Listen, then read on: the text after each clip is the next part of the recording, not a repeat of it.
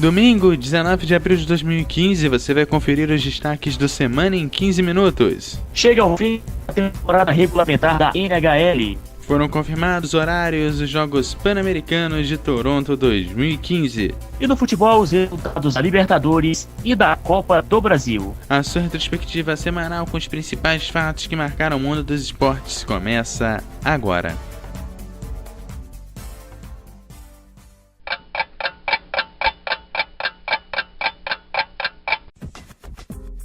E acabou a temporada regular da NHL. Na divisão leste passaram New York Rangers, Montreal, Tampa Bay, Washington, New York Islanders, Detroit, Ottawa e Pittsburgh. Na divisão oeste passaram Anaheim, St. Louis, Nashville, Chicago, Vancouver, Minnesota, Winnipeg e Calgary. Os playoffs funcionam da seguinte forma: o vencedor de cada divisão da NHL, que são 4, a divisão central, do Pacífico, a divisão metropolitana e a divisão do Atlântico, enfrenta o time que passou na repescagem, e os segundos e terceiros colocados se enfrentam entre si. O vencedor da melhor de 7 jogos se classifica para as semifinais da conferência e o vencedor para a final da mesma. O vencedor das duas conferências leste e oeste se enfrentam na grande final da NHL, também decidida em 7 jogos. Os jogos dos playoffs começaram na última quinta-feira, e caso tenha o 7º jogo, esta série deve terminar no dia 29 de abril. A semana também foi marcada pela contagem regressiva para os Jogos Pan-Americanos de Toronto de 2015, pois faltam apenas 72 dias para a abertura do evento. E faltando tão pouco tempo, algumas das competições tiveram a confirmação dos horários por equipe. Vale lembrar que algumas das competições ainda não estão com todas as vagas preenchidas, estando ainda algumas classificações. Uma das competições que teve seu horário divulgado foi o hóquei sobre a grama, que tem seu primeiro jogo do feminino entre Cuba e Chile no dia 16 de julho, às 10 horas de Brasília ou 9 horas no horário local. Outras equipes classificadas foram Canadá, México, República Dominicana, Argentina, Estados Unidos e Uruguai. O Brasil se classificou somente no masculino e terá seus jogos contra o Canadá no dia 14 de julho às 20 horas, contra o México no dia 16 e completando a primeira fase da competição contra o Chile dia 18 também às 18 horas, chegando à fase final. O jogo será dia 24 de julho às 20 horas. No basquete, o Brasil conseguiu a classificação para os Jogos de Toronto, masculino e feminino.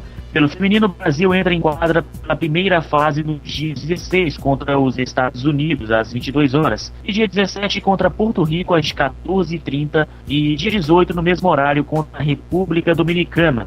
A final será dia 20 de julho, às 21h45.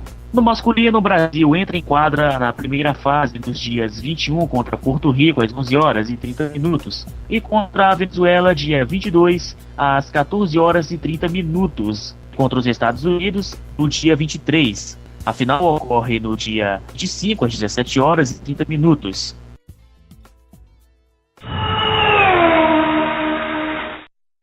A semana também foi marcada pelas 6 horas de Silverstone.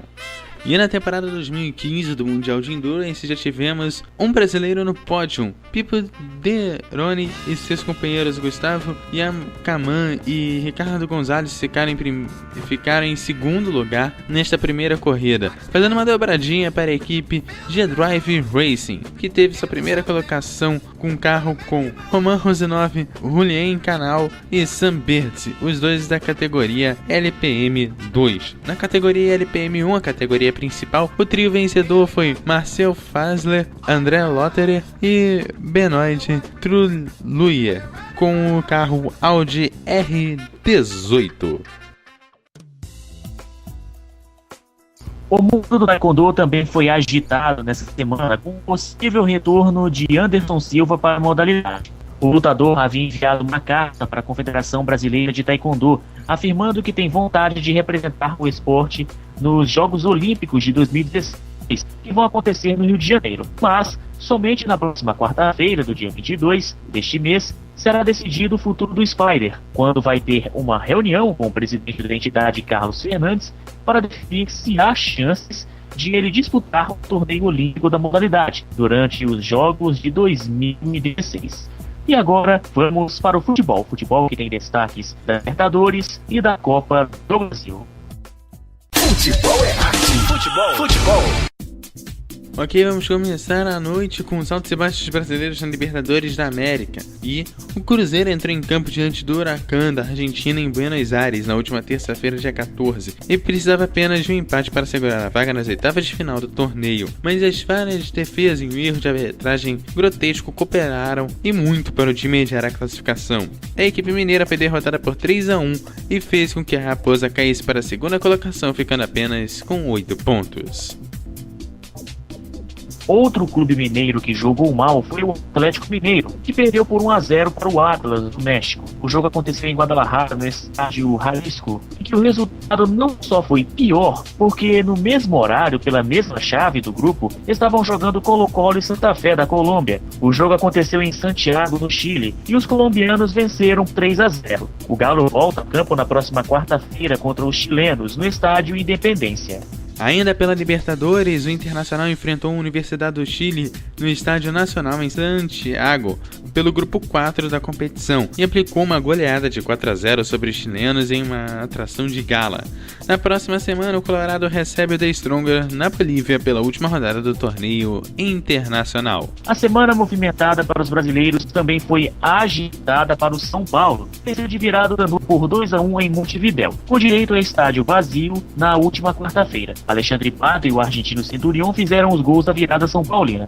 O destaque da partida foi para o meia Michel Bastos, autor das 2 assistências dos gols são paulinos. O Corinthians entrou em campo na última quarta-feira do dia 16 pela penúltima rodada da Taça Libertadores da América. Os torcedores fizeram a sua parte, os jogadores se esforçaram, mas o timão não passou do empate sem gols contra o São Lourenço no estádio Arena Corinthians em Itaquera. Com a situação confortável na competição, o Corinthians confirmou a classificação que já estava encaminhada para a próxima fase. Por outro lado, perdeu a possibilidade de lutar pela melhor posição geral da tabela. Agora segurada ao Boca Juniors da Argentina.